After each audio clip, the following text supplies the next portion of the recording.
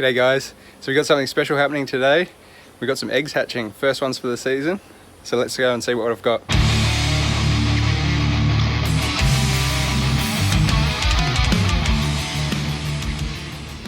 Now, don't you just love this time of year? I've just been doing some tidying up in the garage here with all the reptile gear, and I just noticed that we've got children's pythons hatching. Now, might be a little bit hard to see. We've only got one individual that's actually poked his little nose out. So what I'm going to do is I'm just going to go through, manually pip a few of these eggs. So I'm just going to use a pair of sharp toenail scissors, put some little slits in there, and hopefully within the next 24 hours or so, all these little children's pythons should be out.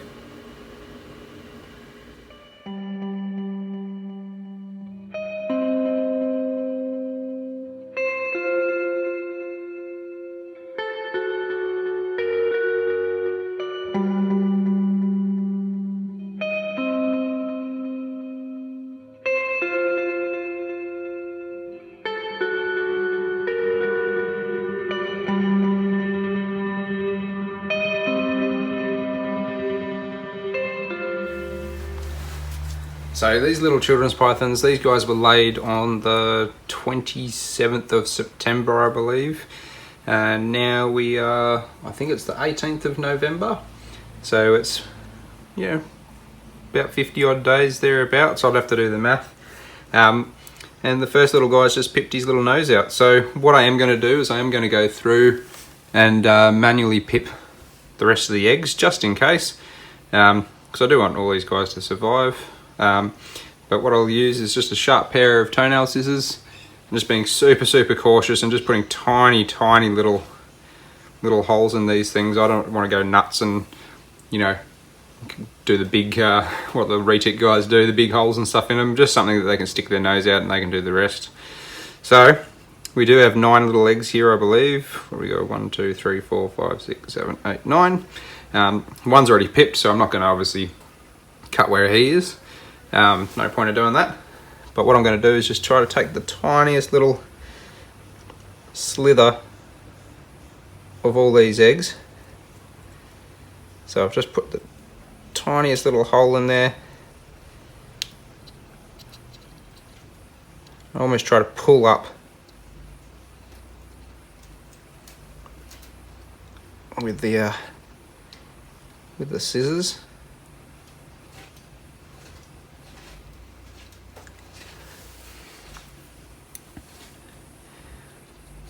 These eggs have actually looked a little dodgy the whole way through. There's been a few that have kind of just been sunken in. So they haven't looked the best, but in saying that, yeah, if I get a couple of little snakes out of here, this will be pretty cool. It's the first time I've bred snakes in a few years. So I'm actually quite excited. Not a lot of people who would get excited just about some plain old children's pythons, but to be perfectly honest, I just think it's just a joy having these guys in my life, and you know, it's not like it's worth money or anything like that really, but it's just a bit of fun for me. So on a couple of these I might make like a little bit of a V. Now the reason you pull up quite a bit with the scissors is you're going to try not to do what I just did there. I've just nicked a tiny little vein.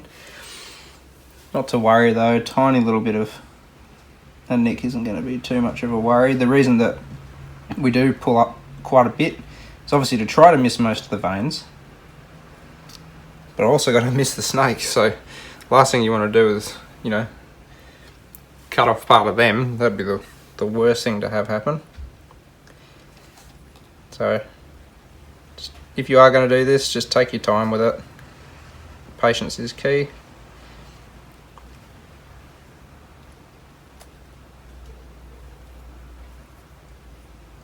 So these guys have been incubated at about 30 degrees, 30 and a half.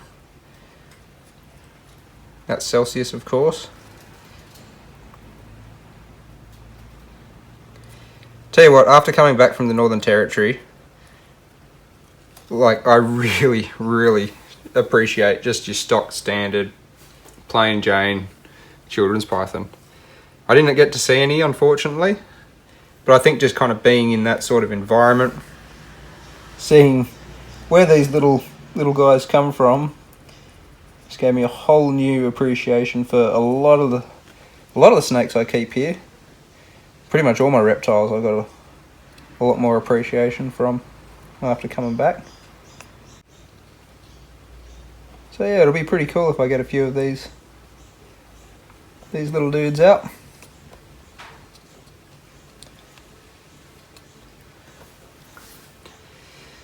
What have I done? I've got 1, 2, 3, 4.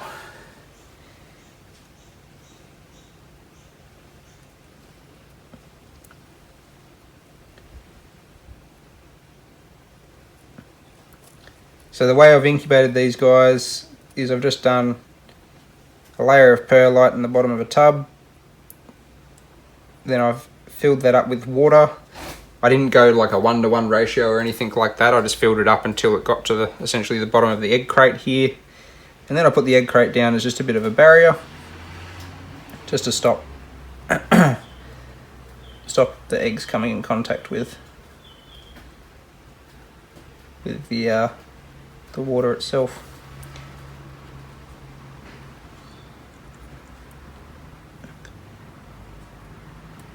Can be a little bit difficult working with such tiny eggs. I don't exactly have a steady hand anymore either, so I'm trying to be a little bit cautious. Alright, so just trying to give this guy here a little bit of a poke. Get the tip of the scissors in. It'll probably take a little bit of time for these guys to all come out. It means I need to get my act together and organise some tubs. I've been a little bit lazy recently and not really planned too much for these guys, but little children's pythons, they're not going to need a lot of space. I'll probably just start these guys off in something like a little takeaway container.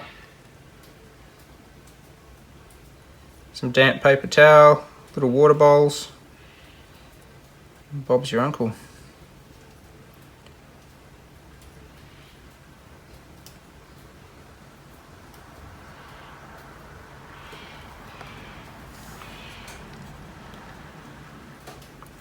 So the reason you actually do cut eggs like this is basically just to stop the chance of a hatchling who may not have developed an egg tooth drowning inside their egg and desiccating. So it just kind of gives you the optimal chance of bringing everybody out safely into the world.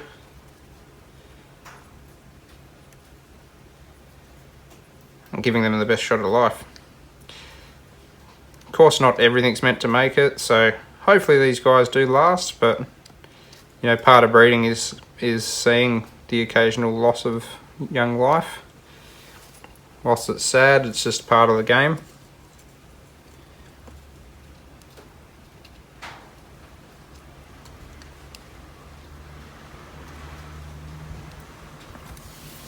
So there we go. I think I've given everyone a bit of a nick there. That's awesome. The old mate's sticking his nose out of his little egg there as well. So what I'll do now is I'm just going to put these guys straight back into the incubator and just leave them alone for probably the next 24 to 36 hours until everyone's out of their eggs. And then we'll touch base back on them. So it's the morning of the 19th now. I've given them a bit of a chance to come out. Obviously I'm going to be leaving them in this incubator for a little while to come because I've only got one actually physically out of the egg. But I just wanted to show you their heads little popping out there. Got a little snout out there. There's probably about 5 heads out before, but as I've come in, I've disturbed them. I just wanted to show you this egg as well. So you can see the slit that I've made on the top. You can see where he's actually decided he's going to come out of the egg just there. If you look really closely at the tip of that snout, you see that little tiny bump there? That's his little egg tooth. So that's what helps him slice open his egg and make sure he can come out into the world. This one up here has also made his own entrance.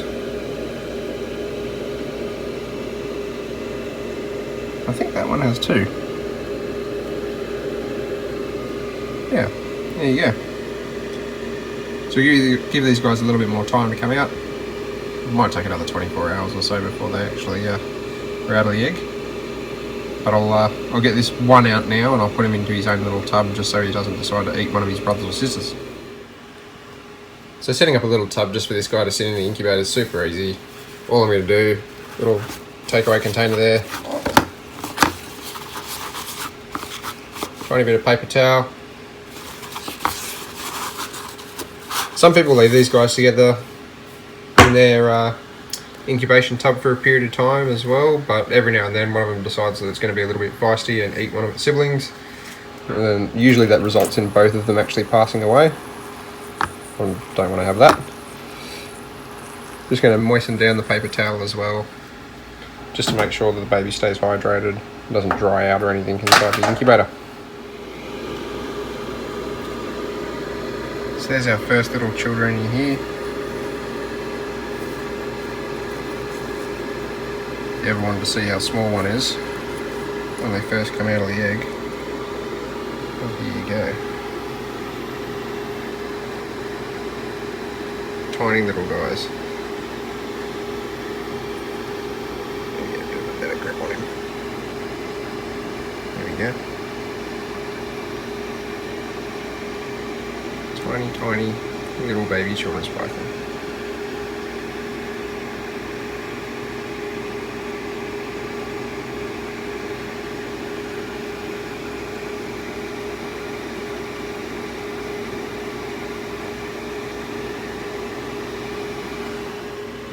So he's now inside his own tub there.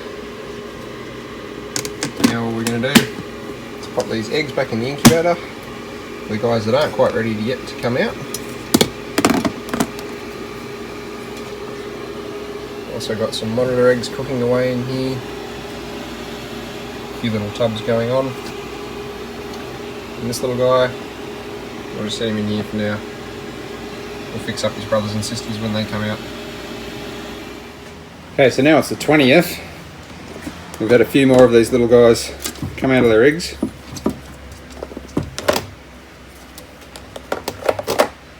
Quite a few actually.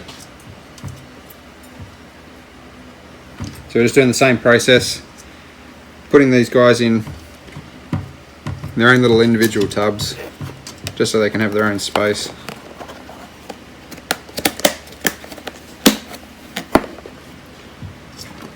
So that's the second one out. Third one out. So as I said, I'm just going to give these guys a couple of days in the incubator just before I actually take them out and put them into a tub. Number 3.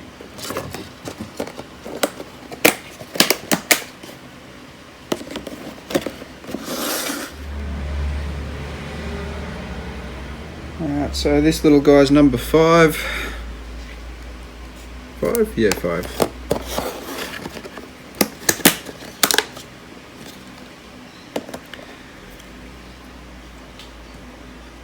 Ooh, this one's got a bit of gusto. He's not happy. Not a little happy chappy.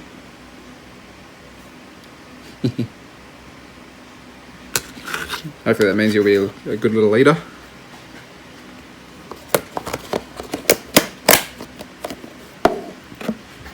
Awesome. So yeah, they'll stay in these tubs for a, you can see my bearded dragon shadow there. I think he wants a children's python snack. Hey, settle down. These guys will go into a similar sized tub when they're out of the incubator. I'll probably just put them into the same sort of tub, with just a little water bowl, maybe a little cardboard tube hide or something like that, just to keep them happy for the time being. But they don't need a lot of space, so I'm not going to kind of take up that space. Space is a premium in here at the moment. So what's that? That makes that 6 eggs. I can see 2 more noses popping out of eggs at the moment as well, so should have at least a couple more to come.